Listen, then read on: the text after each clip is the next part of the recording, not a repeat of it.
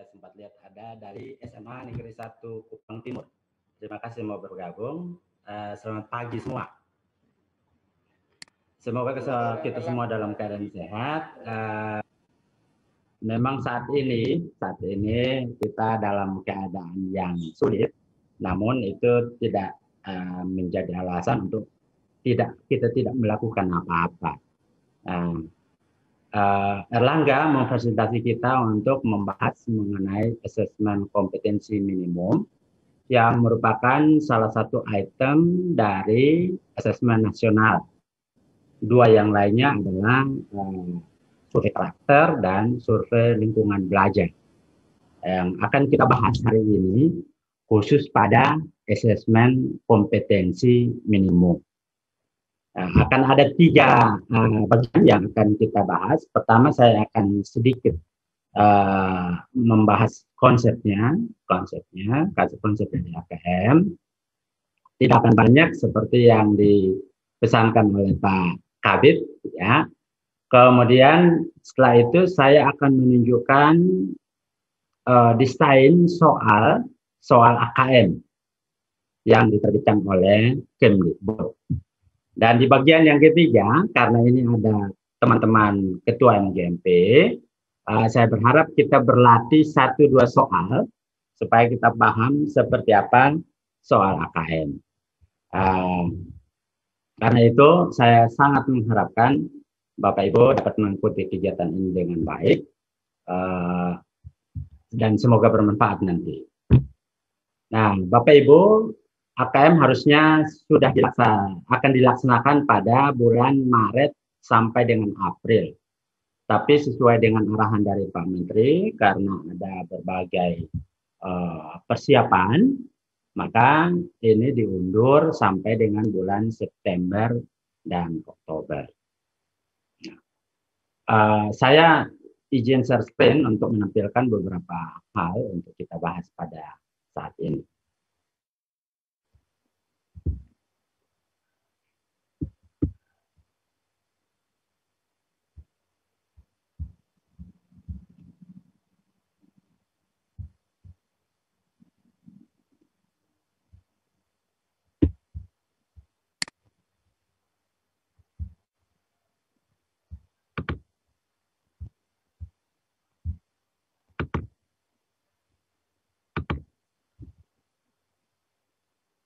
Ya, Bapak Ibu, apakah sudah ada tampilan slide di layar Bapak Ibu? Sudah terlihat, Bapak. Sudah. Terima kasih. Ya, jadi nama kegiatan besarnya adalah asesmen nasional. Asesmen nasional yang di dalamnya itu ada asesmen kompetensi minimum yang akan diikuti oleh seluruh siswa. Kemudian ada survei karakter yang juga diikuti seluruh siswa. Dan ada satu lagi survei lingkungan belajar yang akan diisi atau diikuti oleh guru dan kepala sekolah. Tadi sudah ada tampilannya? Sudah terlihat, Bapak. Baik, terima kasih. Ya, saya mulai dengan tayangan ini. Ada tulisan di angkot begini. Ijazah hanya sebuah tanda bahwa kita pernah sekolah, bukan tanda bahwa kita pernah berpikir. Saya tergelitik sekali dengan tulisan ini, karena menurut saya ini tulisan yang lebih pantas ada di tembok-tembok sekolah, begitu. Tapi ini ditulis di angkot, entahlah si supir angkotnya yang menulis atau pemilik angkotnya menulis, saya tidak tahu. Tapi menurut saya bagi kita yang sekolah ini sangat-sangat ya ini sindiran yang luar biasa. Nah, menurut saya AKM ini dilaksanakan dengan salah satu dasar pikirnya adalah ini. Bahwa orang bersekolah ini tidak hanya untuk ijazah. Kalau dia tidak pernah berpikir, maka ijazah hanya menunjukkan bahwa dia pernah sekolah. Padahal bersekolah harusnya membuat orang jadi berpikir, begitu. Nah, pemerintah memang sudah mencanangkan untuk melaksanakan AKM. Nah, ini bagian dari dampak industri 4.0. Kalau revolusi industri 1.0 kan dimulai dengan adanya penemuan mesin uap, revolusi industri 2.0 itu dengan adanya penemuan listrik. Kalau 3.0 itu adanya komputer, dan 4.0 adanya internet. Nah, salah satu dampaknya dari ini adalah ada banyak sekali jenis pekerjaan yang dulu ada dan banyak dibutuhkan, sekarang ada tapi sedikit saja tenaga yang dibutuhkan untuk pekerjaan tersebut. Kenapa? Karena pekerjaan-pekerjaan ini bersifat rutin dan bisa digantikan oleh mesin. Nah, pekerjaan-pekerjaan yang bersifat manual dan rutin ini yang bisa diotomasi, tentu saja sudah tidak banyak lagi membutuhkan tenaga manusia. Nah, kalau begitu, pekerjaan-pekerjaan seperti apa yang dibutuhkan saat ini, yang paling banyak dibutuhkan saat ini? Hasil survei itu menunjukkan bahwa antara tahun 1960 sampai dengan 2010, trennya seperti ini. Pekerjaan-pekerjaan yang rutin kognitif, maksudnya yang tidak perlu analisis, tidak perlu bernalar, tidak perlu pikir banyak, begitu, cukup dengan tenaga dan dilakukan berulang-ulang hal yang sama, sangat rutin. Itu trennya itu serapan tenaga kerjanya itu semakin berkurang dari tahun ke tahun sampai tahun 2010 itu.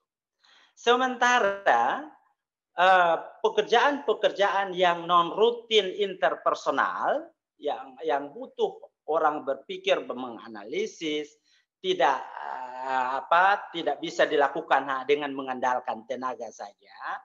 Ini ternyata tren kebutuhan tenaga kerjanya itu semakin meningkat dari tahun ke tahun. Nah, karena itu tentu saja kita tidak bisa terus-menerus menghasilkan siswa murid yang tidak bisa berpikir, Nah, ini diperkuat juga dengan konsep ini, bahwa mereka yang bisa bertahan menghadapi abad 21 ini, yang bisa hidup baik di abad 21 ini, kalau punya 3 hal, punya 3 kompetensi, yaitu memiliki kemampuan literasi dasar, memiliki 4C, kompetensi yang berpikir kritis, kreatif, komunikatif, kolaboratif gitu, critical thinking, kreatif, communication dan kolaboratif.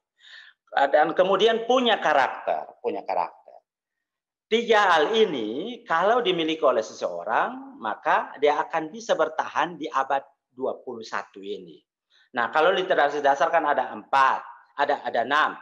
Ada literasi membaca, numerasi, literasi IPA, literasi TIK atau digital, literasi keuangan atau finansial, dan literasi budaya dan bermasyarakat.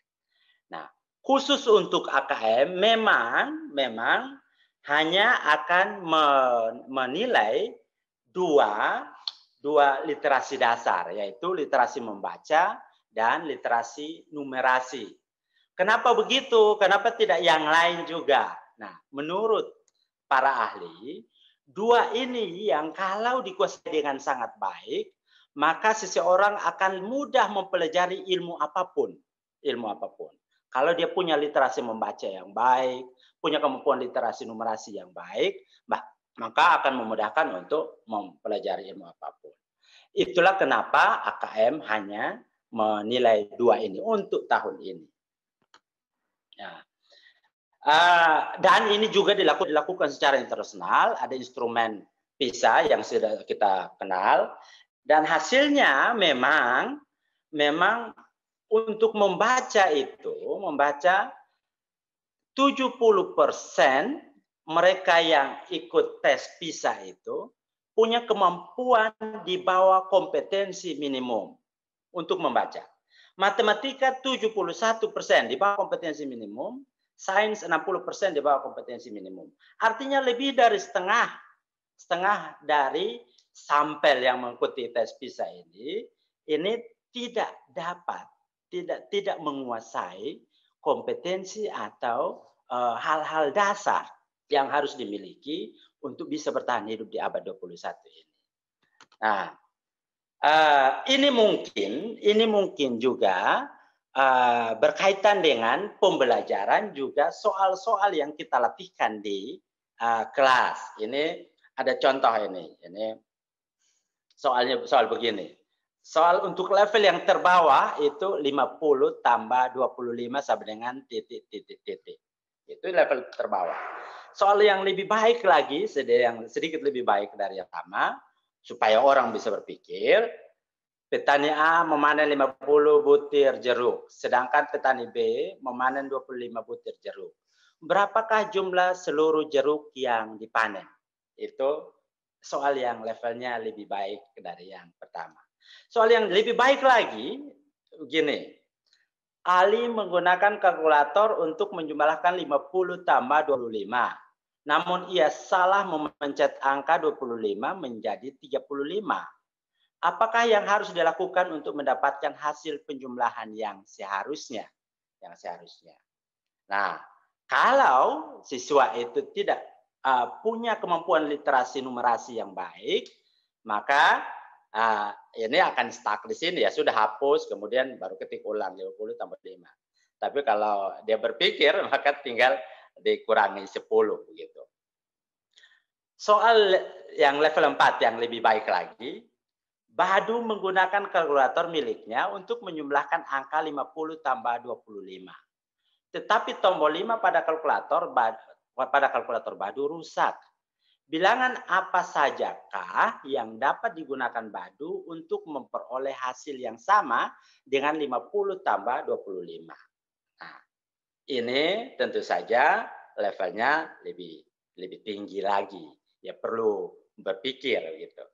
Dan yang lebih tinggi lagi, yang terakhir, Badu menggunakan kalkulator miliknya untuk menjumlahkan angka 50 tambah 25. Tetapi tombol 5 pada kalkulator Badu rusak. Badu bermaksud meminjam kalkulator Ali. Ali mengatakan bahwa Badu tetap dapat menggunakan kalkulator rusak miliknya. Apakah Ali benar? Jelaskan alasanmu. Nah, soal yang terakhir ini yang diminta untuk dilatihkan kepada siswa, supaya siswa memiliki kemampuan terbiasa berpikir analitis, terbiasa bernalar, terbiasa memecahkan masalah dalam kehidupan sehari-hari dengan menganalisis kasus yang ada menggunakan konsep-konsep yang sudah dipelajari. Nah, jadi apakah Ali benar? Jelaskan alasanmu. Gitu. Nah, penjelasan alasan tentu saja harus dengan perhitungan. Gitu. Nah, soal seperti inilah yang diharapkan. Nah, saya sudah jelaskan tadi kenapa asesmen kompetensi minimum kita itu hanya mengukur literasi dan numerasi untuk saat ini, ya. Karena memang kedua literasi inilah yang menjadi kompetensi minimum bagi murid untuk bisa bertahan hidup sepanjang hayat, Nah, 4 yang lain bukan tidak penting, tapi untuk saat ini kita fokus pada 2 ini. Nah, jadi itulah kenapa disebut minimum. Asesmen kompetensi minimum. Minimumnya itu karena baru mau nilai 2 ini. Literasi dan numerasi. Kenapa juga nanti ada survei karakter? Karena kita ingin anak-anak kita itu tidak hanya pintar, tetapi juga punya karakter yang baik. Gitu. Nah, Bapak Ibu, memang ada banyak pertanyaan soal apakah AKM ini akan menggantikan UN dan seperti UN.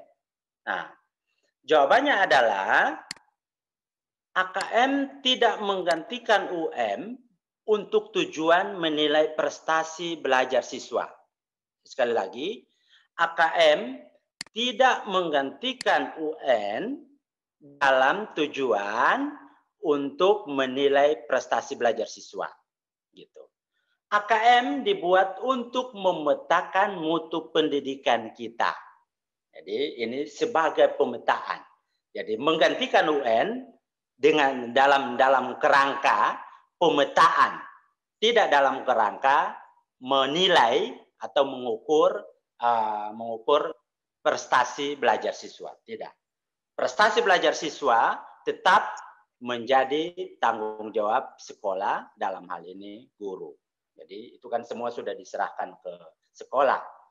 Nah sekali lagi, kenapa UN kita dihapus? Kenapa UN kita dihapus? Supaya kita sedang mengubah paradigma berpikir kita. Orang belajar bukan untuk ujian. Orang belajar bukan untuk ujian. Orang belajar untuk persiapan masa depannya. Itulah kenapa, itu salah satu alasan kenapa UN kita dihapus. Nah, itu juga kenapa AKM ini dilaksanakan untuk siswa kelas 11. Kenapa tidak di kelas 12 gitu. Supaya kalau ada yang harus diperbaiki, kita masih punya kesempatan, misalnya akan dilaksanakan bulan September dan Oktober, begitu, maka kita masih punya nanti semester genap, kemudian masih ada kelas 11, semester ganjil dan genap untuk memperbaiki. Jadi lebih kepada pemetaan, bukan untuk menilai prestasi peserta didik atau siswa. Gitu. Nah, hari pertama, nanti saya jelas di belakang. Hari pertama itu kan ada tes literasi membaca, hari kedua nanti ada tes literasi numerasi, begitu. Hari pertama itu selain literasi membaca ada juga survei karakter, kemudian nanti hari kedua ada survei lingkungan belajar. Nah, 45 siswa di kelas 11 yang akan mengikuti, sedangkan untuk survei lingkungan belajar itu diikuti oleh seluruh guru dan seluruh siswa, seluruh kepala sekolah. Bagaimana kalau ada siswa yang ingin ikut AKM ini, tes AKM ini? Boleh tidak mendaftar? Jawabannya tidak boleh. Tidak boleh mendaftar. Karena semua siswa yang akan mengikuti AKM itu ditentukan oleh Kemdikbud. Dan itu hanya sampel, karena hanya sampel, sekali lagi, itu juga menegaskan alasan kenapa tidak menilai prestasi belajar siswa secara individu. Nah, jadi hasil asesmen nasional tahun 2021 ini akan dipakai sebagai pemetaan awal untuk mutu sistem pendidikan kita. Jadi sebenarnya ini tidak perlu sekolah, siswa itu merasa khawatir, gelisah dengan pelaksanaan AKM ini, karena ini sebenarnya dilaksanakan dengan tujuan untuk memetakan mutu. Jadi tidak ada urusannya dengan menilai kinerja kepala sekolah, menilai kinerja guru, menentukan siapa lulus atau tidak lulus, diterima di perguruan tinggi atau tidak ada hubungannya dengan itu. Karena itu ada instrumen yang berbeda. AKM ini sebagai pemetaan awal mutu sistem pendidikan kita yang di tahun 2021 ini akan pertama kali kita lakukan. Sehingga dengan tujuan ini, maka tidak benar kalau siswa itu ada yang les privat, ada les tambahan khusus untuk AKM, tidak ada, tidak perlu. Lantas kalau ditanya lebih lanjut, apa yang mesti dilakukan oleh sekolah? Menurut saya yang harus dilakukan oleh sekolah, karena AKM tidak dilakukan dengan berbasis mata pelajaran, jadi tidak ada soal AKM fisika, tidak ada soal AKM bahasa Indonesia, tidak ada soal AKM matematika dan seterusnya, tidak ada. Yang ada hanya literasi membaca dan numerasi. Yang menurut para ahli, kedua kemampuan ini jika dimiliki oleh siswa, maka akan mudah untuk belajar hal yang lain. Jadi tidak perlu membuat soal AKM ekonomi, bahasa Inggris kemudian di drill ke siswa, tidak perlu. Yang harus dilakukan adalah menurut saya, silakan setiap guru mata pelajaran itu menyiapkan soal-soal HOTS yang dilatihkan ke siswa. Kenapa? Supaya anak-anak terbiasa mengerjakan soal-soal yang perlu penalaran. Soal-soal di C4, C5, C6 yang HOTS itu. Nah, kalau soalnya HOTS, tentu saja pembelajarannya juga harus HOTS. Gitu. Nah, jadi sekali lagi, tidak perlu cemas, orang tua, siswa, guru, kepala sekolah kita tidak perlu cemas untuk AKM ini. Nah, semuanya akan dilakukan berbasis komputer, jadi ya saya kira kita untuk Kota Kupang seluruhnya sudah punya pengalaman ini. Oke, untuk jadwal sudah diubah menjadi September sampai Oktober. Jadi hari pertama itu tes literasinya 90 menit, ditambah dengan survei karakter 30 menit, tes numerasi ada 90 menit, dan ada survei lingkungan belajar 30 menit. Gitu. Sedangkan survei lingkungan belajar untuk guru dan kepala sekolah tidak harus dikerjakan saat itu juga. Tidak di bawah pengawasan. Jadi bisa dikerjakan di rumah, silakan saja. Tapi dilakukan secara online. Gitu. Oke, ini jadwal yang awalnya. Oke. Nah, hasil AKM, Bapak Ibu, hasil AKM itu tidak akan dipublish untuk masing-masing individu siswa. Jadi tidak ada hasil AKM untuk siswa A, siswa B, siswa C, dan seterusnya. Tidak. Ini akan dipublish dalam bentuk rata-rata sekolah. Rata-rata sekolah yang kita sebut sebagai AKM kelas. Nanti akan ada AKM, hasil AKM nasional, kemudian di level sekolah kita punya rata-rata sekolah yang kita sebut sebagai AKM kelas. Nah, data ini yang akan digunakan oleh sekolah untuk memperbaiki, untuk melakukan treatment terhadap sekolah, terhadap siswa, terhadap guru. Oke. Nah, Bapak Ibu, untuk literasi membaca, Bapak Ibu, ini kan mengukur kemampuan untuk memahami, menggunakan, mengevaluasi, merefleksi berbagai jenis teks. Teks yang dimaksud itu ada yang teks fiksi, teks yang sastra, ada yang teks informasi, Kalau yang numerasi, kemampuan yang mengukur kemampuan berpikir menggunakan konsep, prosedur, fakta, dan alat matematika untuk menyelesaikan masalah sehari-hari pada berbagai jenis konteks. Nah, Bapak Ibu, ini sekali lagi untuk AKM ini tendensinya begini. Pemerintah ingin semua materi yang kita ajarkan di sekolah itu sifatnya kontekstual. Harus dihubungkan dengan kehidupan sehari-hari. Jadi kita tidak hanya mengajarkan hal-hal yang abstrak, seolah-olah itu di luar angkasa begitu.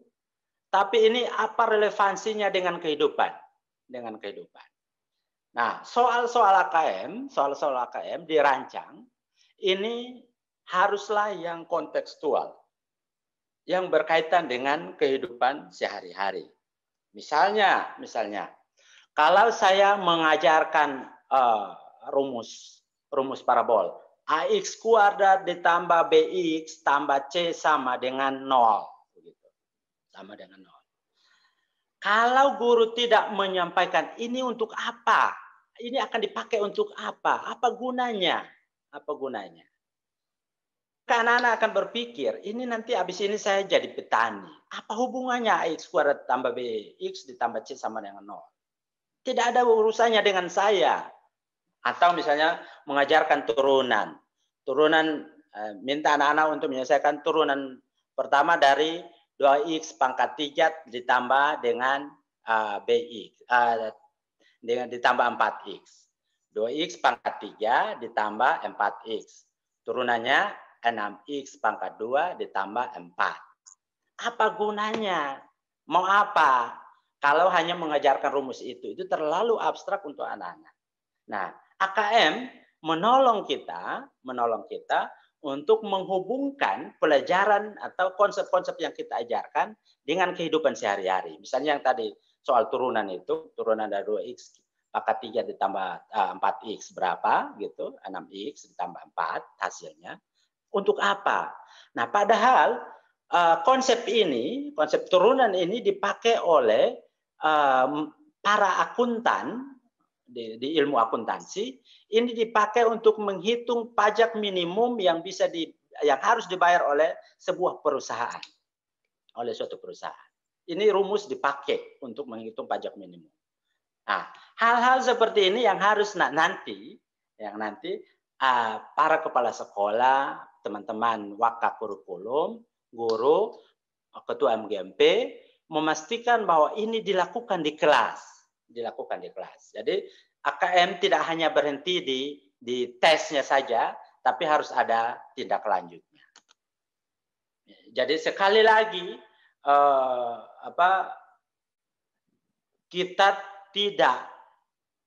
pemerintah tidak bermaksud membuat AKM ini untuk menilai prestasi belajar anak-anak. Tapi ada sekian banyak tujuan. Saya bacakan yang terakhir. Teaching at the right level. Teaching at the right level. Maksudnya begini. Jika kita punya gambaran kompetensi dari anak-anak kita, anak-anak kita rata-rata ada di level yang mana, maka pembelajaran yang kita lakukan harus sesuai dengan level mereka.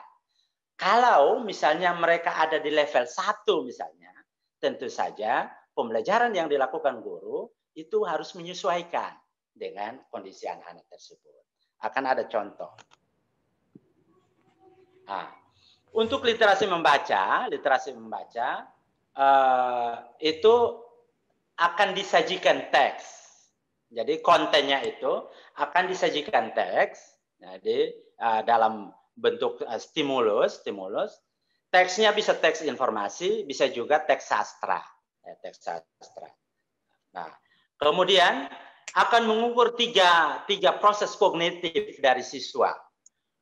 Yang paling bawah itu menemukan informasi. Yang level di atasnya sedikit itu menginterpretasi dan mengintegrasi. Dan yang level paling atas adalah mengevaluasi dan merefleksi.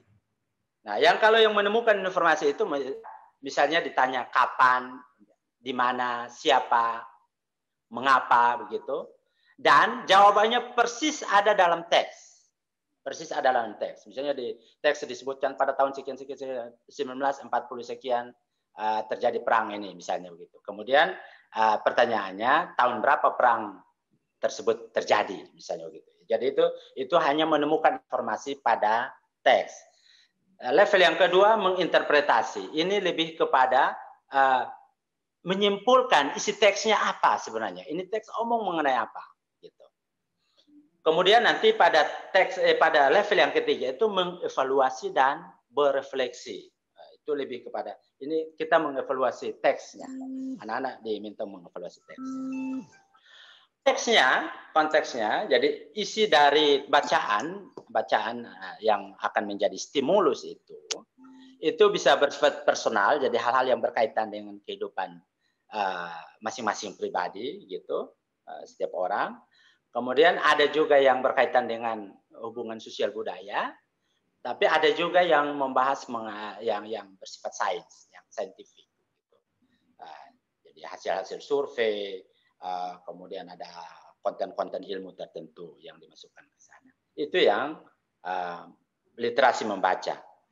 Untuk literasi numerasi, konteksnya sama. Ada personal, ada yang sosial budaya, ada saintifik. Tetap ada, jadi stimulusnya itu ada yang bersifat personal, yang berkaitan atau membahas hal-hal yang bersifat personal. Kemudian ada yang sosial budaya, ada yang saintifik. Proses kognitifnya ada 3. Yang paling atas itu yang menalar atau reasoning. Di bawahnya itu aplikasi, applying. Dan yang paling bawah adalah soal-soal pemahaman. Ini yang numerasi. Soal pemahaman ini lebih kalau terjemahannya knowing gitu, terjemahan dari knowing. Jadi yang paling bawah itu pemahaman, yang paling atas adalah yang penalaran. Nah, sedangkan kontennya itu nanti akan ada soal-soal mengenai bilangan, ada pengukuran dan geometri, ada data dan ketidakpastian, ada aljabar. Untuk SMA dan SMK tidak ada soal bilangan yang membahas mengenai bilangan. Ini soalnya untuk yang SD dan SMP. Yang SMA, SMK itu pengukuran dan geometri, data dan ketidakpastian, terus aljabar. Nah, soalnya ada yang pilihan ganda, ada yang pilihan ganda kompleks, ada yang menjodohkan, ada yang isian singkat, dan ada yang uraian. Begitu mengenai yang akan aspek-aspek yang akan dinilai pada AKM. Nah, ini contoh soalnya nanti saya bahas setelah ini, bukan sekarang. Saya lanjut saja mengenai laporannya. Laporan hasil AKM ini akan dibuat dalam 4 kategori atau 4 kelompok berbeda. Kategori terbawah adalah mereka yang disebut sebagai perlu intervensi khusus.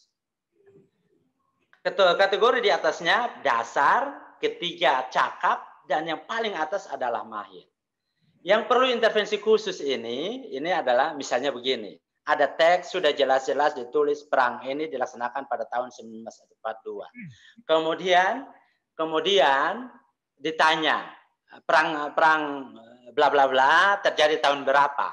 Pertanyaannya. Itu dia masih salah jawab itu. Artinya kan dia tidak bisa menemukan jawaban dari pertanyaan itu dalam teks. Padahal secara tersurat, secara eksplisit sudah ada di dalam dalam teks itu. Cara terang benderang ditulis dalam teks. Nah, ini mereka masuk di kategori perlu intervensi khusus. Nah, kemudian ada kategori yang kedua dasar. Kalau yang dasar ini dia bisa temukan kalau ditemukan jawaban dari pertanyaan itu dalam teks. Jelas-jelas kalau ditulis perangnya tahun 1942 maka ditanya perangnya tahun berapa, dia bisa temukan tahun 42. Tapi begitu ditanya secara keseluruhan teks ini bicara tentang apa? Apa simpul? Apa kalau bahasa Inggrisnya my main idea. Ide utama dari teks ini apa? Itu dia tidak bisa. Nah, ini mereka ada di kategori yang kedua, dasar. Mereka yang ada di kategori lebih tinggi adalah mereka yang ada di kategori cakap. Itu sudah bisa menyimpulkan. Dia sudah bisa menyimpulkan. Tetapi mereka ini belum bisa menghubungkan dengan ilmu lain atau dengan hasil temuan yang lain atau artikel atau laporan penelitian yang lain, belum bisa. Mereka yang ada di tahap 4 baru mereka inilah yang bisa, misalnya ini teks ini bicara tentang ini dan ini berkaitan erat dengan ilmu yang ini, dengan hal yang ini di luar teks. Jadi sudah bisa membuat koneksi, membuat hubungan antara satu ilmu dengan ilmu yang lain. Itu mereka yang ada di tahap 4. Jadi ini 4 level atau 4 kategori untuk laporan AKM ini, dan berdasarkan 4 kategori ini seperti yang saya katakan, ini yang akan berpengaruh pada yang akan digunakan oleh guru dalam pembelajaran. Sebagai contoh, pemanfaatan hasil AKM dalam pembelajaran, misalnya untuk guru fisika yang akan melakukan praktikum, misalnya begitu, akan melakukan praktikum. Nah, jika siswanya itu umumnya ada di kategori perlu intervensi khusus, kategori terbawah tadi,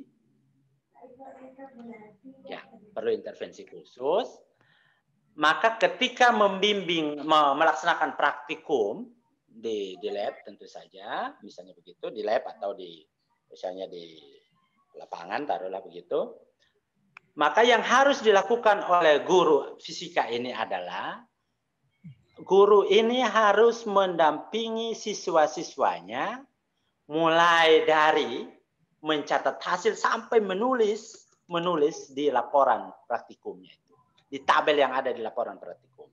Karena siswa-siswa di kategori ini yang ada di kategori perlu intervensi khusus ini sulit sekali paham. Jadi kalau menimbang 10 gram, membaca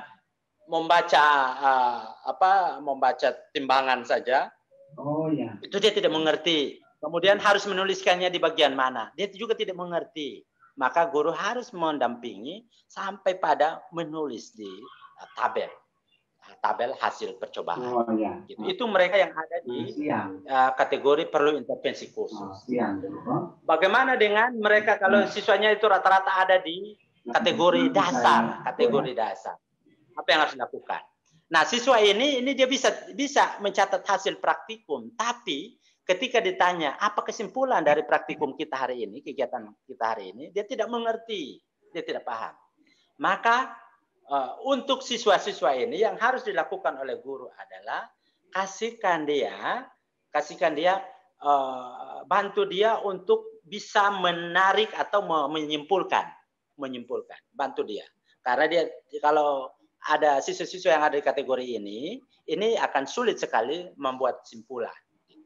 Nah, kalau yang tadi yang perlu intervensi khusus yang harus dilakukan guru, melakukan pendampingan ke mereka untuk mencatat. Nah, kalau mencatat hasil saja sudah harus didampingi, jangan harap bisa membuat simpulan. Nah, kemudian yang ketiga, kalau siswa atau murid itu berada di level cakap, apa yang harus dilakukan oleh guru fisika? Harus dilakukan adalah mereka diminta untuk membandingkan hasilnya dengan kelompok yang lain, membandingkan hasilnya dengan hasil dari kelompok yang lain. Dan kalau ternyata ada anomali data, ada data yang aneh begitu, mereka bisa dituntun untuk menemukan ini ternyata tidak benar.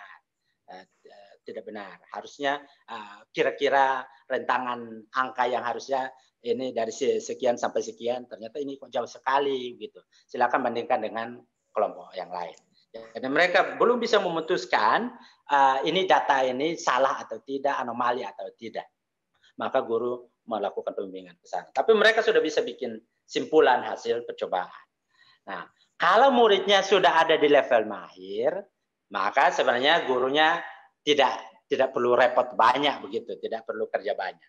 Yang harus dilakukan guru adalah meminta mereka setelah melakukan praktikum, membuat simpulan, mengecek bahwa ini data sudah benar segala macam, sudah tidak ada yang aneh begitu. Kemudian ini silakan cari artikel lain, cari hasil penelitian yang berkaitan dengan yang ini, dengan percobaan kita hari ini untuk memperkaya ilmu. Jadi lebih kepada kalau kita pakai teori kita ini, kalau mereka yang di level mahir ini kasihlah dia pengayaan, kasihkan dia pengayaan. Cari, silakan cari, koneksikan dengan ilmu-ilmu yang lain atau seperti yang lain, artikel yang berkaitan dan seterusnya. Oke. Bapak Yandri, selamat. Baik. Bapak Yandri, ya, mohon maaf Bapak Yandri. Ya. Ada peserta yang angkat tangan. Apakah baik, bisa saya pas akhiri ini. Ya, oke. Makasih Bapak Yandri.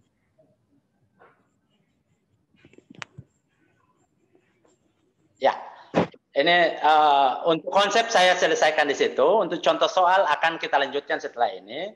Jadi silakan kalau ada yang ingin kita diskusikan, ada yang ingin berkomentar, silakan Bapak Hans. Baik, terima kasih Bapak Yandri. Dari Kepala SMA Muhammadiyah Kupang, ini ada yang ingin dikomentari. Bapak Ilyas.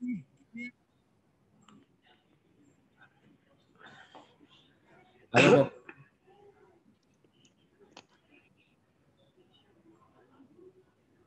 Oh, kayaknya mungkin beliau salah pencet ya mungkin. Salah pencet mungkin. Ya. Baik, mungkin ada Bapak peserta lain yang ingin mengomentari atau mungkin ingin bertanya, bisa raise hand.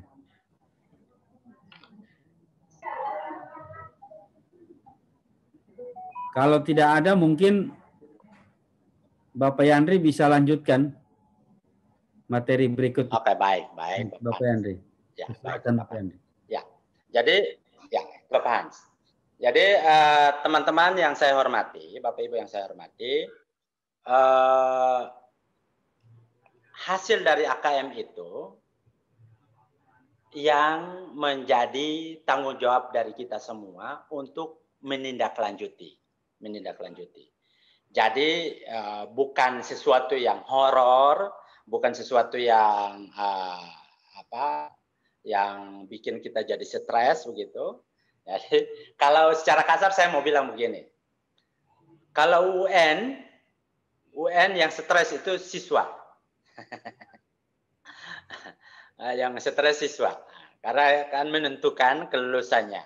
Termasuk menentukan apakah akan diterima di jenjang pendidikan yang lebih tinggi.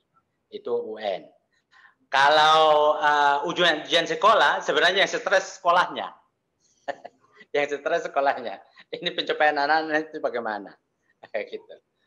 Kalau AKM, sebenarnya ini yang stres pemerintah. Ya, LPMP, Dinas Pendidikan Provinsi, Kemdikbud. Karena hasilnya ini yang harus dianalisis lebih lanjut, apa program yang pantas, yang baik, yang cocok untuk dilaksanakan. Termasuk juga tentu saja sekolah. Apa yang sebaiknya dilakukan oleh sekolah setelah melihat hasil AKM ini. Misalnya, ya kalau siswa saya itu rata-rata ada di kategori misalnya begitu, dasar. Kategori 2 ya, kategori 2. Apa yang harus dilakukan oleh sekolah? Apa yang sebaiknya dilakukan oleh sekolah? Tentu saja kepala sekolah ketika melakukan supervisi akademik, melihat RPP dari gurunya, ini rancangan RPP ini akan sangat menolong siswa atau tidak? Akan sangat menolong siswa atau tidak? Kalau mereka ada di level dasar, kemudian si guru itu lebih banyak minta mereka untuk misalnya silakan browsing di internet, cari informasi jurnal-jurnal hasil penelitian yang berkaitan dengan apa yang kita pelajari hari ini. Maka tentu saja itu tidak pas. Kalau ini mereka ada di level dasar. Mereka ada di level dasar. Gitu. Nah, kemudian kalau kalau gurunya sudah merancang RPP sesuai dengan peta mutu hasil AKM ini, laporan hasil AKM ini, maka ya actionnya di kelas seperti apa, akan seperti apa. Gitu. Jadi sekali lagi tidak mengukur hasil belajar siswa, tidak. Hasil belajar siswa diukur oleh sekolah, diukur oleh guru. Kita punya instrumen yang lain. ini hanya untuk pemetaan, hanya untuk pemetaan.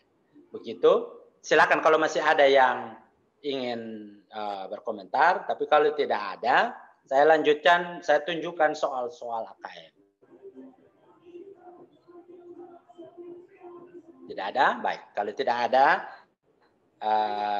Ibu Safira dan teman-teman yang saya hormati, saya lanjutkan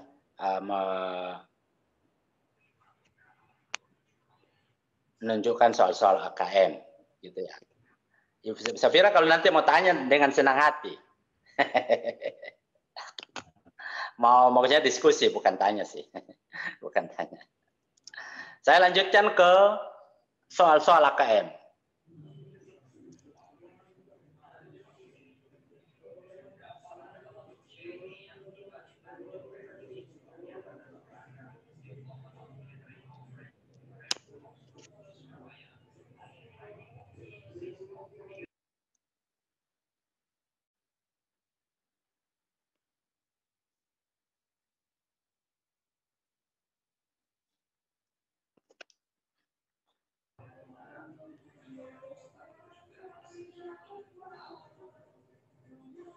Ya, teman-teman, apakah sudah ada tampilan di layar?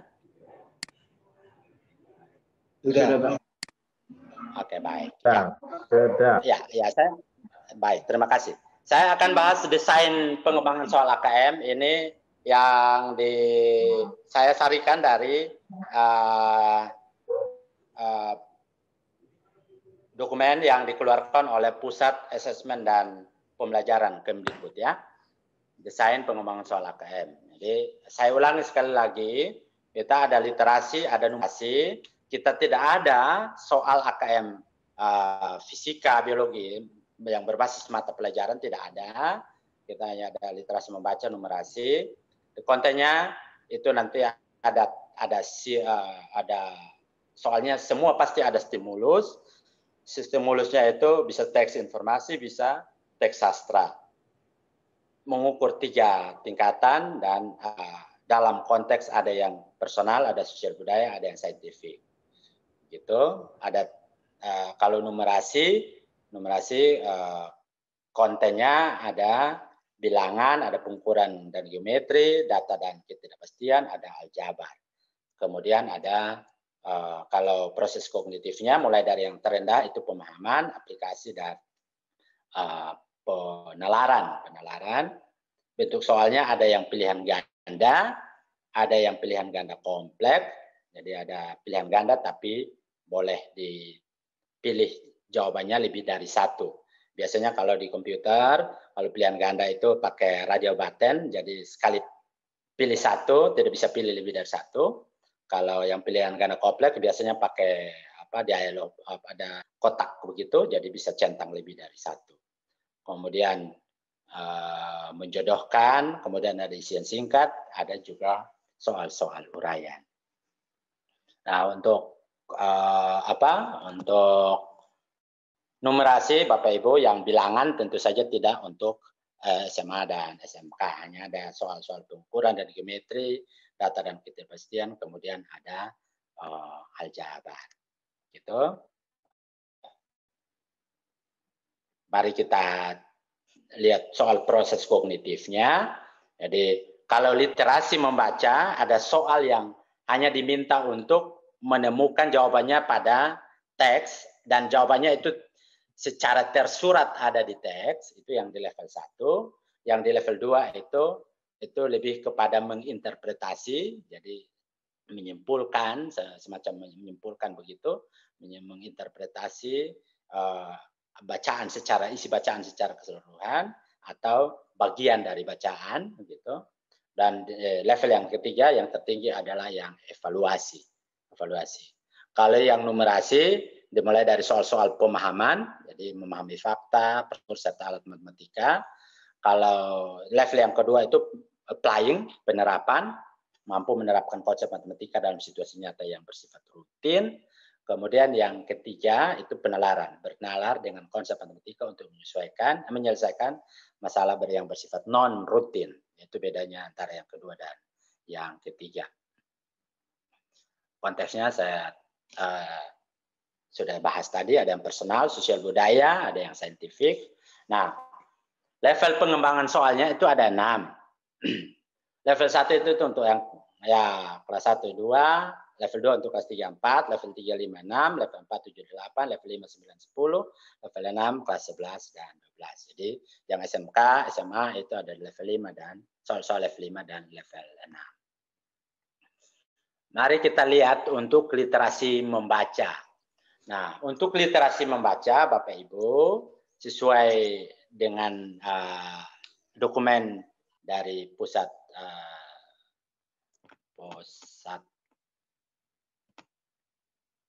asesmen dan pembelajaran, pusat asesmen dan pembelajaran, teks informasi itu ada 70%, yang teks sastra itu 30%, yang kelas 11 SMA SMK ya.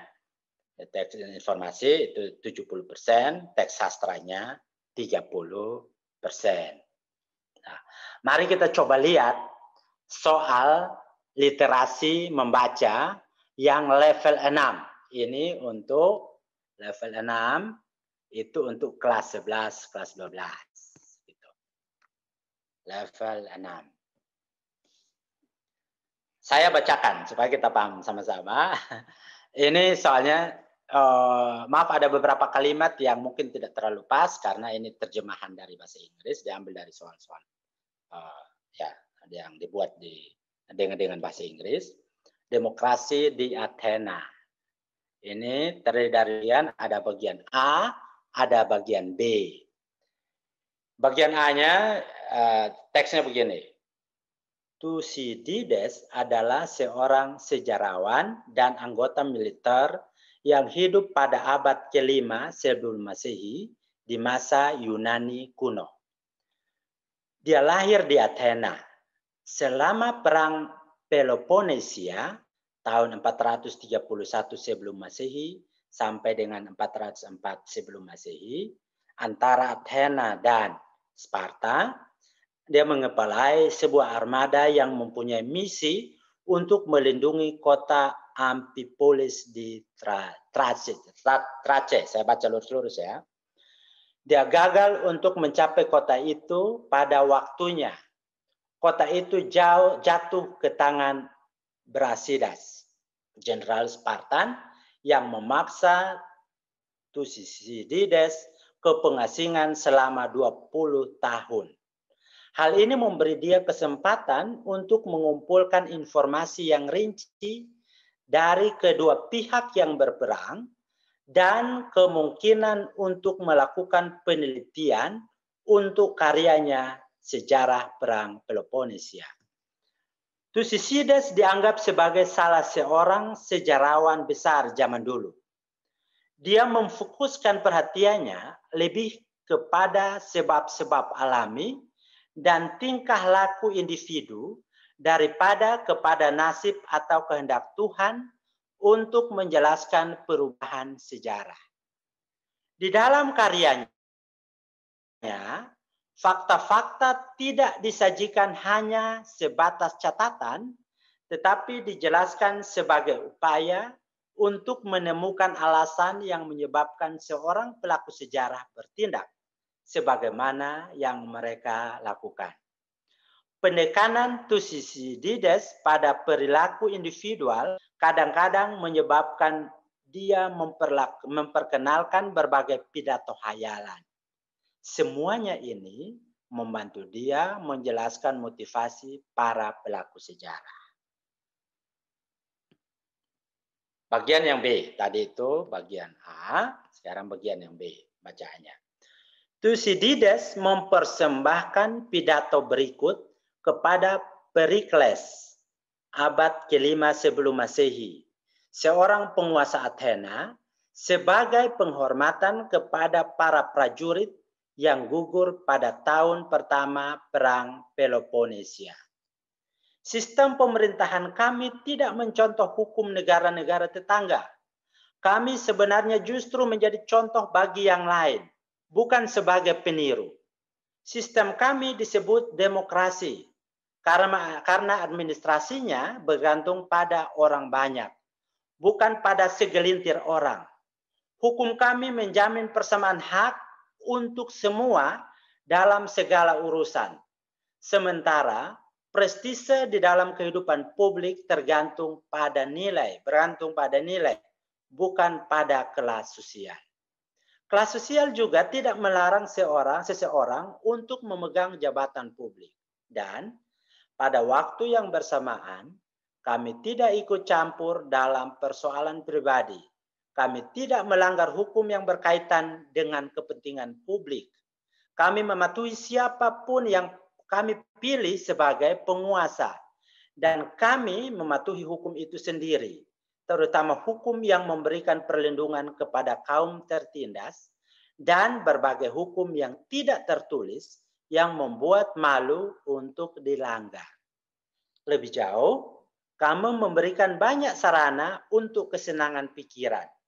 Segala macam permainan dan pengorbanan yang kami rayakan sepanjang tahun dan kenyamanan tempat kami tinggal membentuk kesenangan yang kami nikmati sehari-hari yang dapat membantu menghilangkan segala bentuk kekhawatiran. Sementara banyak penduduk kota mendatangkan barang-barang produksi dunia ke Athena. Sehingga bagi orang-orang Athena, buah-buahan dari negara lain sudah sangat dikenal dengan baik, seperti mengenal buah-buah dari negerinya sendiri. History of Peloponnesian War, suatu kutipan. Nah, ini bacaannya. Bacaannya ada dua bagian, ada bagian A, ada bagian B. Kemudian ini instruksinya. Gunakan demokrasi di Athena, maksudnya teks demokrasi di Athena, pada halaman di atas untuk menjawab pertanyaan berikut. Pertanyaannya ini, pertanyaan 1. Masih mengenai teks demokrasi di Athena. Bapak Ibu. Ya. Jenjangnya level 6. Kelas 11 dan 12. Kontennya teks informasi, bukan sastra, tapi informasi. Konteksnya sosial budaya, jadi bukan personal, juga bukan saintifik, tapi yang sosial budaya. Kompetensinya menemukan informasi, access and retrieve. Jadi ini yang level paling bawah.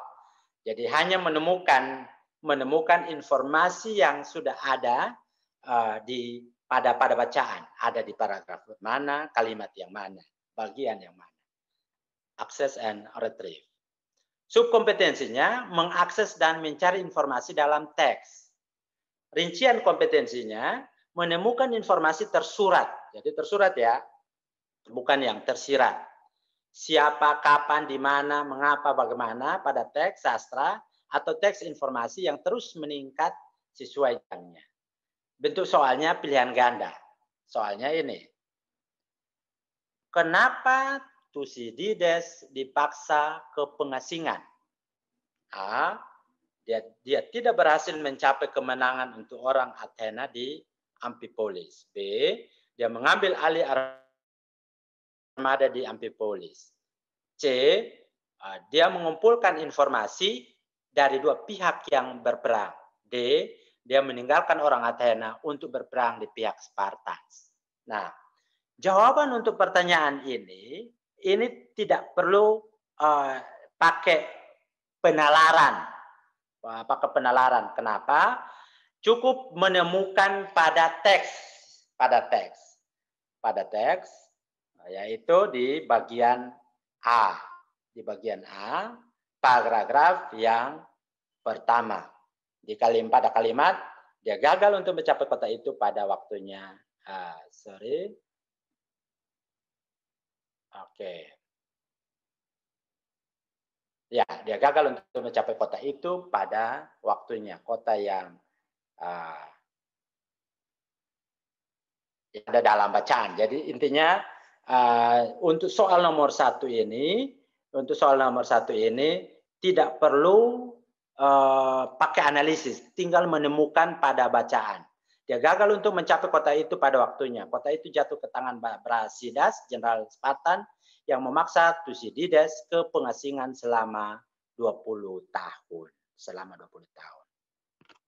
Dengan demikian, maka jawaban yang benar adalah A. Dia tidak berhasil mencapai kemenangan untuk orang Athena di Amfipolis. Oke, nah bagaimana penskorannya?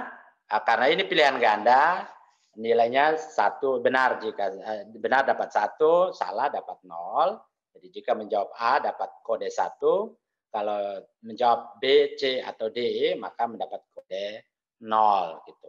Kalau tidak menjawab maka dikasih kode 9 gitu. Nah, ini soal literasi yang di kompetensi terendah menemukan informasi. Oke, ini salah satu contoh. Mari kita lihat contoh yang kedua. Masih menggunakan teks yang sama, demokrasi di Athena.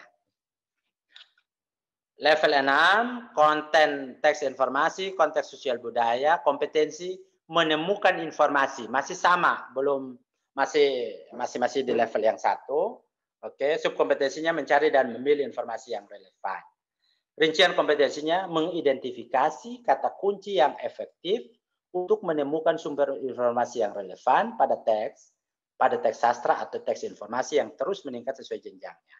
Bentuk soal pilihan ganda. Nah, oke. Ini soalnya begini. Seandainya pidato Perikles itu adalah peristiwa bersejarah, kira-kira tahun berapa pidato itu terjadi? Seandainya pidato Perikles itu adalah peristiwa bersejarah, kira-kira tahun berapa pidato itu terjadi? Maka mari kita cek pada bacaan. Pada bacaan adanya di bagian B, di paragraf yang pertama. Thucydides mempersembahkan pidato berikut kepada Perikles abad ke-5, seorang penguasa Athena sebagai penghormatan kepada para prajurit yang gugur pada tahun pertama Perang Peloponnesia. Nah, sebagai penghormatan kepada para prajurit yang gugur pada tahun pertama Perang Peloponnesia.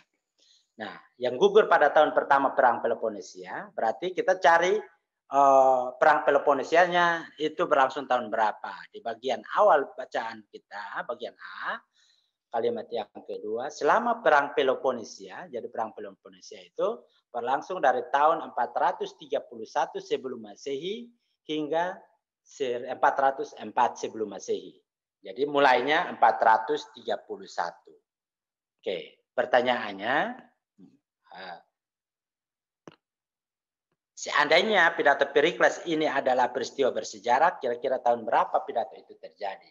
Perangnya dimulai pada tahun 431 sebelum Masehi.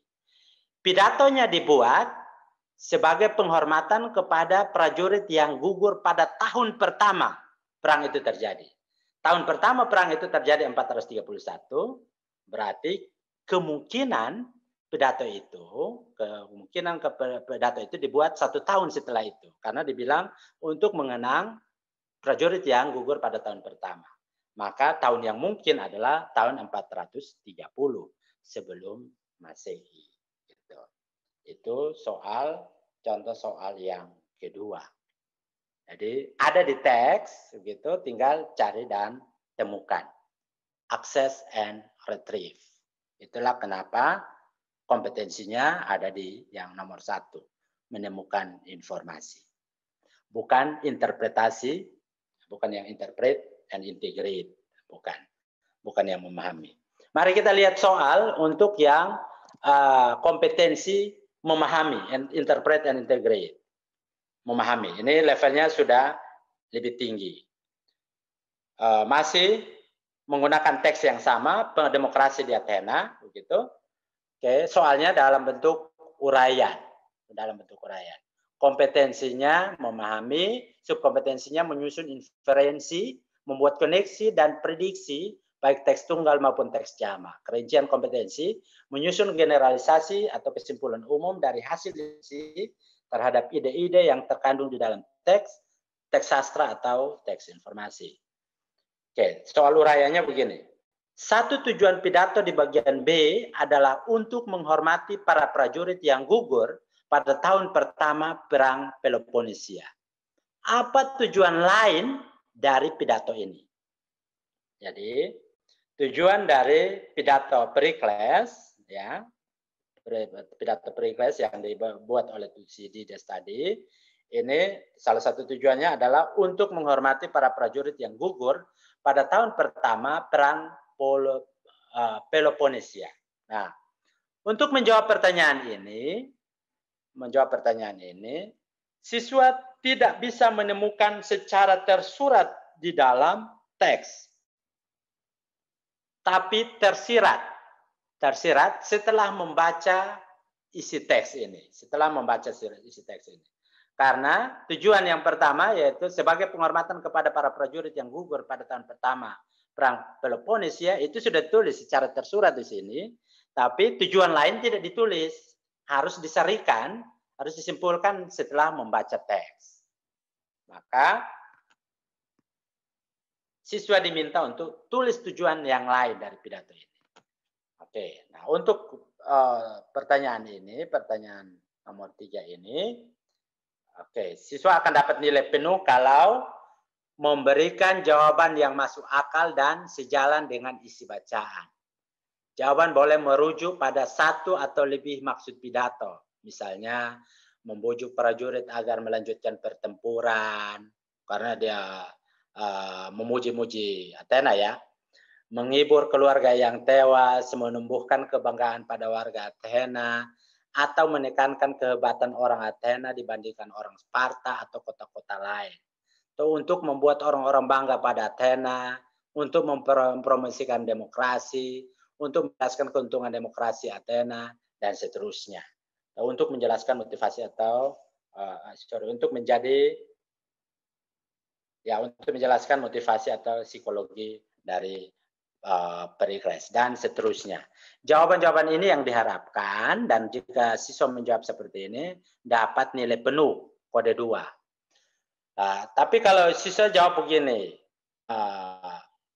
hanya menjawab mengenalkan demokrasi, menjelaskan demokrasi kepada rakyat, ini berarti hanya menjelaskan sebagiannya dia dapat kode 1. Bagaimana kalau siswa tulis ulang tujuan dari pidato itu, yaitu dia bilang untuk menghormati prajurit yang gugur, padahal di soal sudah disebutkan itu salah satu tujuannya. Tujuan lain apa? Dia siswanya menulis ulang. Tujuannya untuk menghormati prajurit yang gugur, ini dapat 0. Atau dia menjawab hal yang lain di luar teks begitu, di luar dari isi teks, tidak masuk akal gitu, maka itu tidak jelas, maka dikasih kode 0. Kalau tidak menjawab, maka dikasih kode 9. Oke. Ini kemudian ini ada soal yang lain, contoh soal yang lain untuk level 2, memahami, masih dengan teks yang sama. Siapa yang menulis pidato pada bagian B? Gunakan isi bacaan untuk mendukung jawaban. Oke. Nah, isi bacaannya,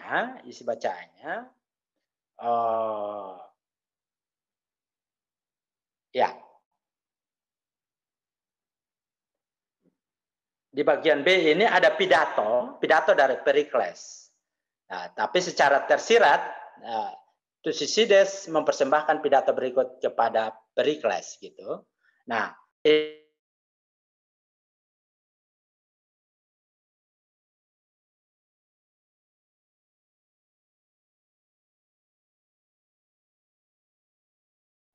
mengatakan bahwa tulis pidato Thucydides, tapi memang tidak secara langsung mengatakan bahwa Thucydides yang menulis. Tapi dia bilang Thucydides mempersembahkan pidato berikut. Nah, pertanyaannya siapa yang menulis pidato pada bagian B? Ya, siswa akan dapat nilai penuh kalau menulis Thucydides, oke. Kemudian kalau ternyata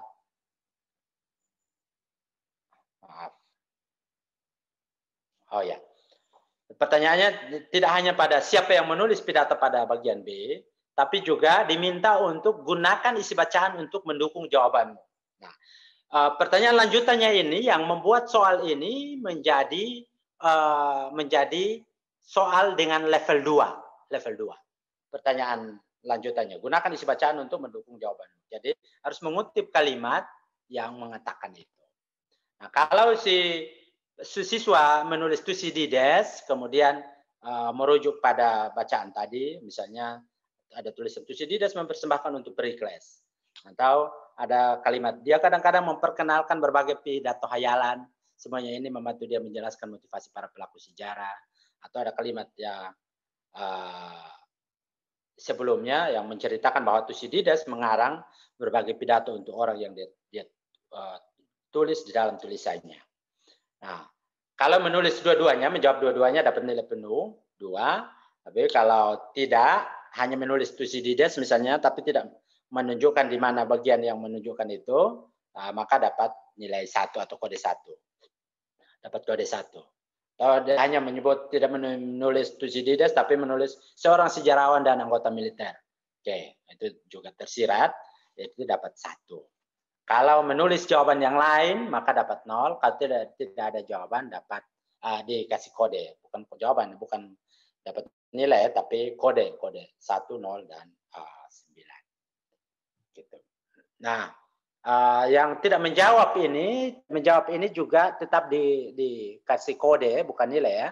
Kasih kode karena ini akan dianalisis juga. Seberapa sering anak ini tidak menjawab, mungkin kekurangan waktu atau apa begitu, atau memang bingung, nah, itu hal berbeda dengan menjawab tapi salah, itu hal yang berbeda. Pertanyaan yang kelima, levelnya kembali ke level yang 1, pilihan ganda, itu menemukan informasi. Ini contoh soalnya. Menurut isi bacaan, apa yang membuat Thucydides berbeda dengan para sejarawan lainnya pada zaman itu? Itu sudah ada pada bacaan, pada bacaan. Jadi pilihan jawabannya dia menulis tentang orang kebanyakan, tidak tentang para pahlawan. Dia menggunakan catatan-catatan kecil, bukan hanya sebagai fakta. Dia menjelaskan kejadian-kejadian bersejarah dengan merujuk pada penyebab yang bersifat gaib. Jadi dia memfokuskan pada apa yang menyebabkan, yang bertindak dengan cara yang dia lakukan. Oke, ini masih soal level 1. Kompetensi yang paling bawah gitu. Access and retrieve. Kalau yang ini soal uraian untuk yang level 2, contohnya. Perhatikan bagian bacaan berikut yang diambil dari akhir bagian B. Lebih jauh, kami memberikan banyak sarana untuk kesenangan pikiran. Segala macam permainan dan pengorbanan yang kami rayakan sepanjang tahun, dan kenyamanan tempat kami tinggal, membentuk kesenangan yang kami nikmati sehari-hari, yang dapat membantu menghilangkan segala bentuk kekhawatiran. Dari kalimat di bawah ini, kalimat mana yang paling tepat menyimpulkan bagian bacaan di atas? Sistem pemerintahan di Athena membolehkan setiap orang membuat undang-undang. Hiburan dan keindahan adalah bagian dari hidup senang yang dapat dinikmati di Athena. Orang-orang Athena hidup terlalu mewah dan hidup santai. D-nya kehidupan publik dan pribadi dilihat sebagai hal yang sama. Nah, tentu saja berdasarkan bacaan ini tidak secara tersurat ada dalam bacaan, tapi haruslah dimaknai, haruslah bisa disimpulkan dari setelah membaca bagian ini. Tentu saja pilihan yang tepat adalah yang B.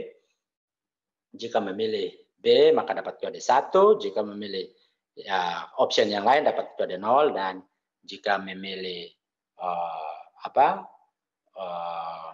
tidak menulis tidak memilih, maka dapat kode 9. Itu untuk soal-soal literasi.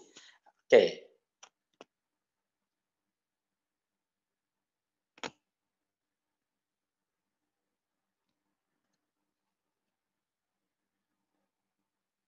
Bapak Ibu, sebelum saya lanjutkan ke soal-soal numerasi, jadi Bapak Ibu bisa lihat bahwa teks yang ditampilkan lumayan panjang sebagai stimulus. Sebagai stimulus ini rata-rata ya sepanjang itulah. Nah, mohon maaf banyak siswa kita yang tidak terbiasa membaca teks yang panjang. Kalau baca WA, begitu tuh suka karena memang hanya sepotong-sepotong. Tapi kalau membaca teks yang panjang, biasanya siswa kita agak kesulitan untuk itu. Nah, karena itu memang harus dibiasakan untuk membuatkan stimulus dalam teks begitu yang harus dibaca dulu, kemudian berdasarkan teks dibuatlah pertanyaan-pertanyaan. Silakan kalau ada yang ingin bertanya, sebelum saya lanjutkan menunjukkan soal-soal numerasi. Contoh-contoh soal numerasi. Jadi sekali lagi tidak ada soal AKM per mapel.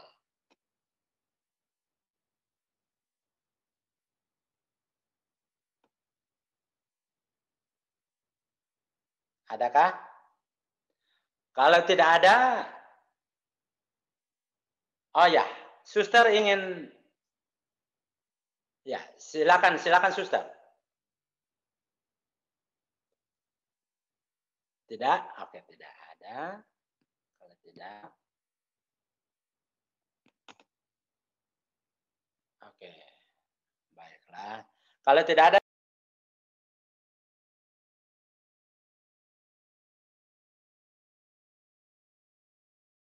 saya lanjut soal numerasi. Saya izin share screen.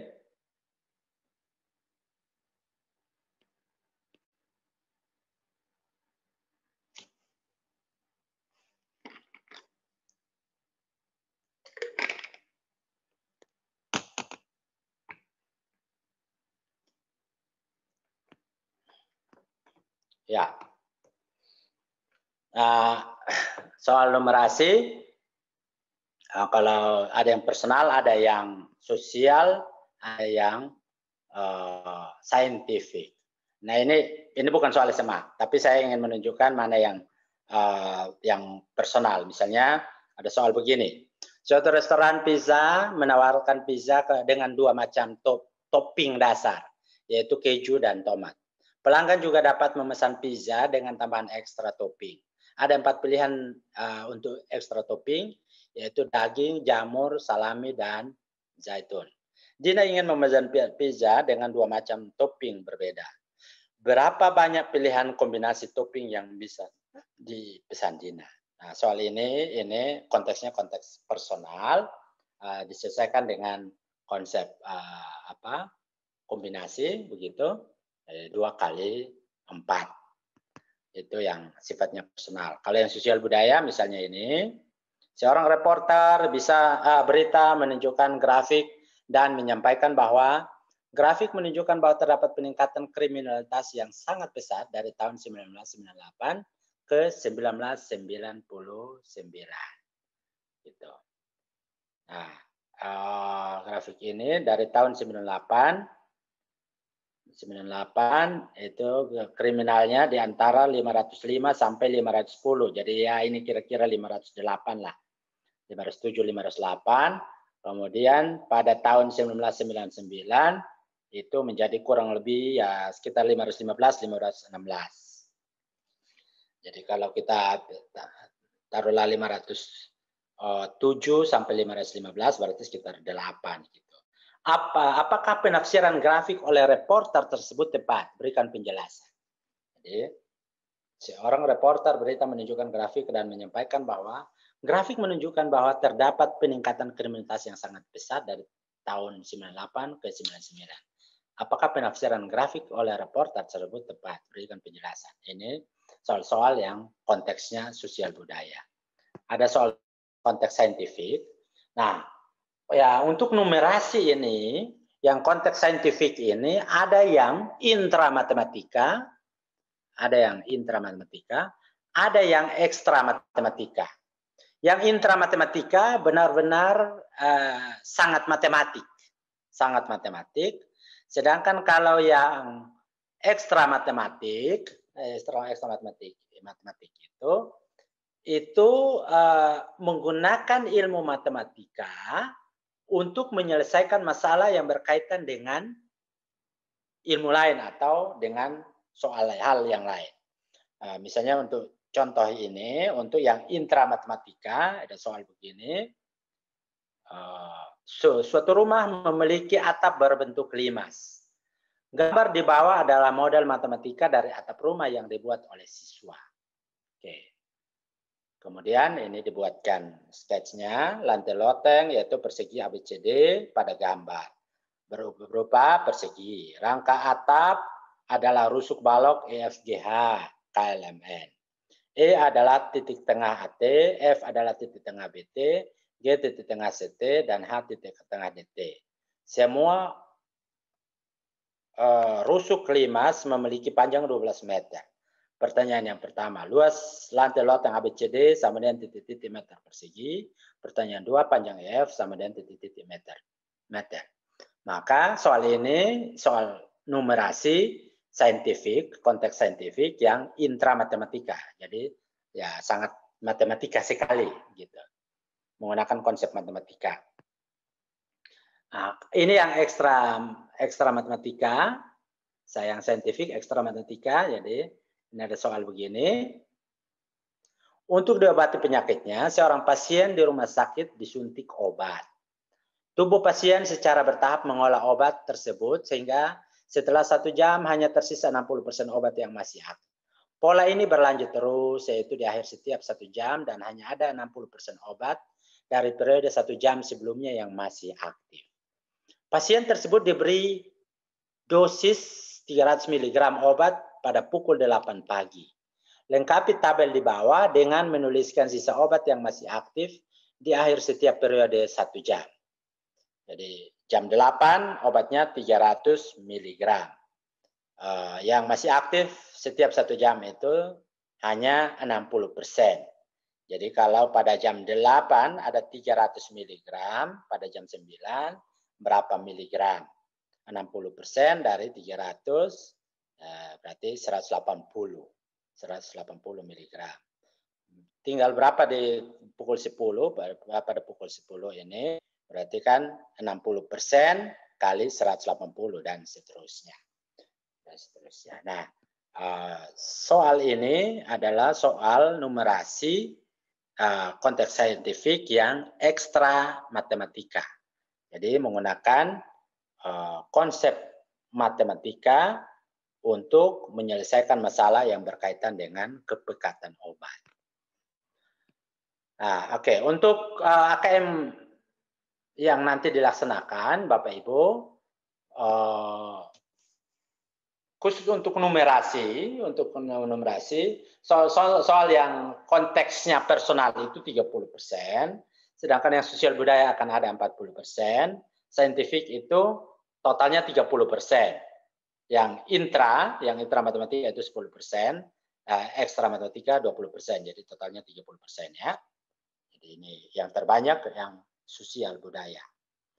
Itu dari sisi konteks. Kalau dari sisi level kognitif, apa ya?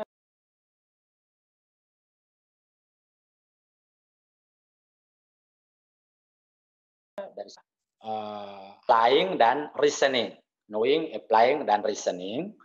Untuk yang level yang paling bawah, yang knowing atau memahami itu 20%,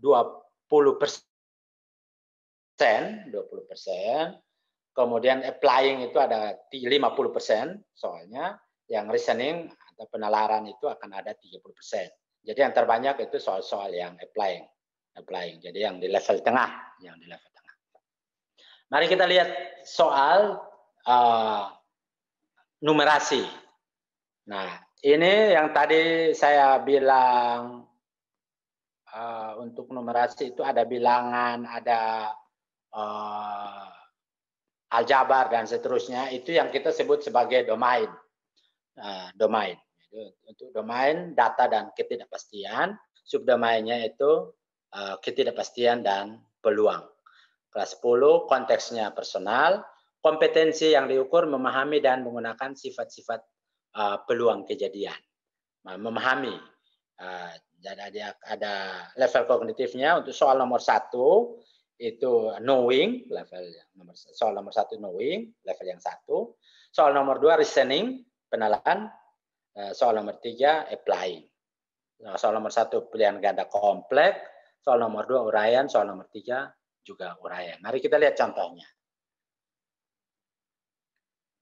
Soal nomor 1. Soal nomor 1. Ini ada stimulusnya begini, pemutar yang rusak. Perusahaan elektrik memproduksi 2 tipe alat elektronik, yaitu pemutar video dan pemutar audio. Di akhir produksi harian, pemutar yang diproduksi diuji dan pemutar yang rusak akan disingkirkan untuk diperbaiki. Tabel berikut menunjukkan rata-rata jumlah pemutar pada tiap tipe yang dibuat per hari dan rata-rata persentase pemutar yang rusak per hari. Untuk pemutar video, rata-rata yang dibuat per hari 2.000, yang rusak itu 5% dari 2.000 itu. Untuk pemutar audio ada 6.000 yang dibuat per hari, yang rusak 3%. Pertanyaannya, pertanyaan nomor 1, berikut adalah 3 pernyataan mengenai produksi harian pada perusahaan elektrik. Apakah pernyataan-pernyataan berikut benar? Beri tanda cek pada kolom benar atau salah untuk setiap pernyataan. Pernyataan yang pertama, sepertiga pemutar yang diproduksi tiap hari adalah pemutar video. Apakah benar atau salah? Nah, untuk menjawab soal ini, tentu saja kita harus menghitung apakah memang sepertiga pemutar yang diputar tiap hari adalah pemutar video. Jumlah pemutar video ada 2.000, pemutar audio ada 6.000, totalnya 8.000. Berarti 2.000 per 8.000 kan 1/4. Pernyataannya bilang sepertiga. Berarti ini pernyataan yang salah. Kemudian yang kedua, pernyataan yang kedua, dari setiap produksi 100 pemutar video ada tepat 5 pemutar yang rusak. Dari setiap produksi 100 pemutar video ada tepat 5 pemutar yang rusak. Oke, untuk pemutar video setiap 100 ada 5 yang rusak. Ya, yang rusak 5% berarti memang iya setiap 100 yang diproduksi 5 diantaranya rusak. Berarti pernyataan ini pernyataan yang benar. Yang ketiga, jika sebuah pemutar audio dipilih secara acak dari produksi harian untuk diuji, probabilitas jika pemutar itu perlu diperbaiki adalah 0,03. Apakah iya?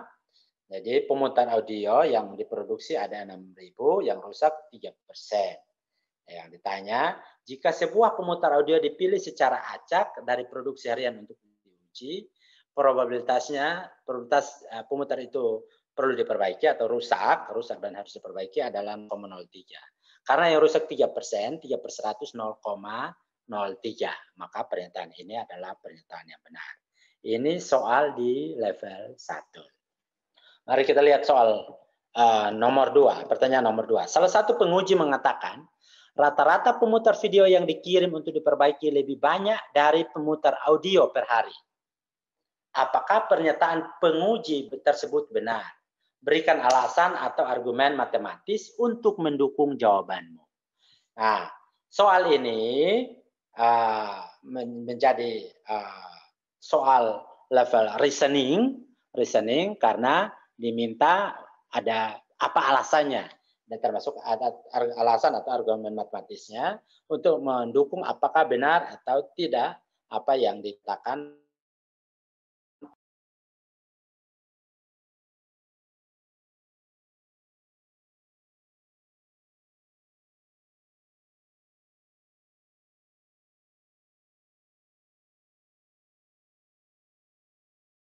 oleh penguji.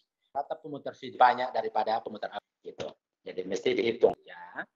Perusahaan Tronic akhir produksi harian, perusahaan Tronic juga melakukan pengujian pada hasil produksinya dan produk yang rusak akan disingkirkan untuk diperbaiki.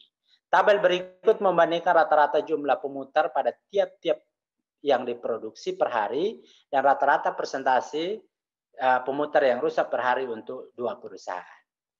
Jadi untuk perusahaan elektrik, pemutar video yang dibuat 2.000 per hari, yang rusak 5%.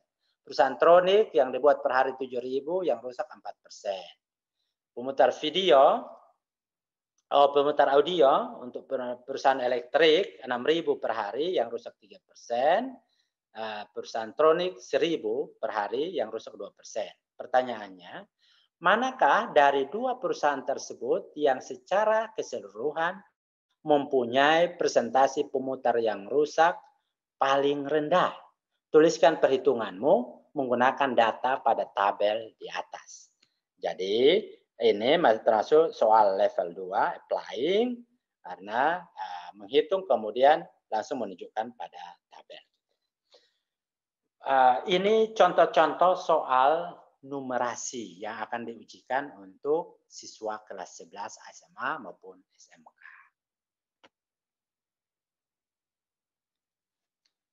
Ya, begitu Bapak Ibu.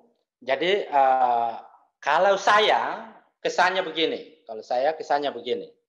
Ini soal bukanlah soal-soal yang sulit. Tapi memang perlu bernalar. Jadi soal AKM itu tidak identik dengan sulit. Tapi soal-soal yang meminta untuk menganalisis. Bahkan ada soal-soal yang di level 1 itu yang hanya minta siswa untuk menemukan jawabannya pada teks. Baik. Hanya sekali lagi stimulusnya panjang. Mungkin PR kita adalah melatih anak-anak untuk melatih anak-anak untuk mengerjakan soal-soal dengan stimulus yang lumayan panjang ini. Nah, untuk melatih anak-anak, saran saya minta Bapak Ibu kepala sekolah minta guru untuk membuat soal-soal hot. Karena itu yang basisnya mata pelajaran. Itu basisnya mata pelajaran. Itu akan membiasakan anak-anak untuk mengerjakan soal hot. Baik, itu yang dapat saya sampaikan Bapak Ibu untuk bagian yang kedua. Silakan kalau ada yang ingin konfirmasi, bertanya, menyanggah, boleh kita diskusi supaya kita tahu lebih banyak, kita bisa dapat pemahaman yang lebih komprehensif. Terima kasih. Nanti setelah ini kita masih ada satu bagian. Ini karena mengapa meminta teman-teman Ketua MGMP bergabung. Setelah ini kita akan coba menulis masing-masing satu soal. Kemudian kita review. Kepala sekolah pengawas tidak usah. Teman-teman yang MGMP, yang Ketua MGMP saja. Gitu. Baik, silakan kalau ada yang ingin dikonfirmasi, saya kembalikan ke Bapak Hans. Silakan.